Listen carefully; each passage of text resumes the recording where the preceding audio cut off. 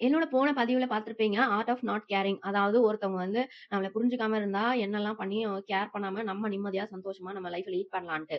தூரத்து சொந்தங்கள் எப்பயோ பார்க்குறீங்க. ஏதோ ஒரு கல்யாணத்திலயோ, ஒரு நிகழ்ச்சியோ பார்க்குறீங்க. அப்படின்னா நம்ம கேர் பண்ணாம விட்டுறலாம். பட் டெய்லி வீட்ல இருக்காங்க, நம்மள ஹர்ட் பண்ற மாரி ஏதோ சொல்றாங்க, இல்ல பண்றாங்க அப்படின்னா, அது வந்து வேற மாதிரி டேக்கிள் பண்ணணும். இல்லாட்டி நம்ம மனசுக்குள்ள ரொம்ப உடைஞ்சிருவோம். அதுக்கப்புறம் அதுலேருந்து வெளில வரதே ரொம்ப கஷ்டமாயிடும். இப்போ பேரண்ட்ஸா இருக்கலாம். ஒரு பையன் வேலைக்கு போல சொல்லி அவங்க அப்பா டெய்லி அவன வந்து ஹாரஸ் பண்ணலாம். ஹஸ்பண்ட் வந்து புரிஞ்சுக்காம நடந்துக்கிறது, இல்ல ஒய்ஃப் வந்து புரிஞ்சுக்காம நடக்கிறது. இந்த மாரி நெறைய விஷயங்கள் இருக்கலாம். உங்க கூட தான் லைஃபே நடத்துறோம். அப்படி இருக்கும்போது இவங்க வந்து தொடர்ந்து நம்மள மட்டம் தட்டினாலோ, இல்ல தொடர்ந்து ஒரு ஹார்ஷான வேர்ட்ஸ யூஸ் பண்ணி நம்மள திட்டினாலோ, நம்மளுக்கு மனசு ரொம்ப உடைஞ்சு போயிடும். கான்ஃபிடன்ஸ் போயிடும். இந்த லைஃபே வந்து ஒரு தண்டனை மாரி ஆயிடும். ஸோ இந்த விஷயத்த வந்து நம்ம எப்படி ஹேண்டில் பண்ணலாம் அப்படிங்கிறத நான் சொல்லி தர போறேன். இப்போ உங்க ஹஸ்பண்ட் இருக்காங்க. உங் இவங்க வந்து அவங்க அம்மா இல்ல சிஸ்டர்ஸ் பேசுறது தான் கேட்கறாங்க. உங்களுக்கு எமோஷனலி அன்அவைலபிளா இருக்காங்க. அப்படிங்கிற விஷயம் வந்து ரொம்பவே பெயின்ஃபுல்லான ஒண்ணு. லைஃப்ல இதுதான் அப்படின்னு முடிவாயிடுச்சு. உங்களுக்கு வந்து ஃபைனான்ஷியல் இண்டிபெண்டன்ஸ் இல்ல. இல்ல நீங்க வந்து உங்களுக்கு பேரண்டல் சப்போர்ட் இல்ல. அ நீங்க வந்து தனியா லீட் பண்ண முடியாது லைஃப. அப்படி பிரிஞ்சு போறது ஒரு சாய்ஸ் இல்ல. அப்படின்ற நேரத்துல நீங்க அங்க தான் இருந்தாகணும். பசங்க இருக்கு.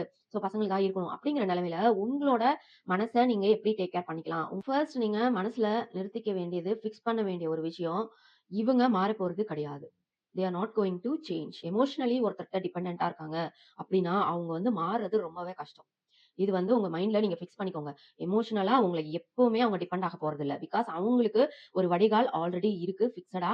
இது வந்து அவங்க பேரண்டா இருக்கலாம், இல்ல அவங்களோட சிப்லிங்ஸ் சிஸ்டர்ஸா இருக்கலாம். இதே மாதிரி தான் பேரண்ட்ஸ்க்கும். பையன ரொம்ப அவமானப்படுத்துவாங்க. பொண்ணு வந்து பெரிய குயின் மாரி ட்ரீட் பண்ணுவாங்க. பையன வந்து வேலைக்காரன் மாரி ட்ரீட் பண்ணுவாங்க. சோ இந்த பையனும் பிக்ஸ் பண்ணிக்க வேண்டியது என்னன்னா, இவங்க மாறப் போறது கிடையாது. வேலிடேஷனே உங்களுக்கு கிடைக்காது. நீங்க வந்து எவ்வளோ தான் வின் பண்ணாலும், வெளியில இருக்கிறவங்களே உங்கள அப்ரிஷியேட் பண்ணாலும், இவங்க வந்து உங்கள அப்ரிஷியேட் பண்ண போறது கிடையாது. ஏன்னா, இதெல்லாம் மத்தவங்களுக்கு ஆல்ரெடி ரிசர்வ் ஆயிடுச்சு. அவங்க ஒரு சின்ன விஷயம் பண்ணாலே ஓடி போய் அப்ரிஷியேட் பண்ணுவாங்க. அவங்களுக்காக ஓடி போய் ஹெல்ப் பண்ணுவாங்க. ஹெல்ப் பண்ற குணமும் இருக்கு. ஒருத்தவங்க ஏதாவது பண்ணா அத அக்னாலேட்ஜ் பண்ணிட்டு, அத அப்ரிஷியேட் பண்ணணும் அப்படிங்கிற விஷயமும் இவங்களுக்கு தெரிஞ்சிருக்கு. நீங்க பண்ணாக்கா அத செய்ய மாட்டாங்க. இது வந்து அவங்களுக்கு தான் அப்படின்ற மாதிரி அவங்களுக்கு இருக்கு. சோ இந்த மாரி இருக்கிறவங்கள நீங்க லைஃப்ல மாத்தவே முடியாது. அதனால அதுக்கான முயற்சிகள்ல வேஸ்ட்டா எனர்ஜிய செலவு பண்ணாதீங்க. 2வது விஷயம், உங்க கடமையிலேருந்து எப்பவுமே மாறாதீங்க. கீதையில கிருஷ்ண பரமாத்மாவே இதுதான் சொல்லியிருக்காரு. ஒரு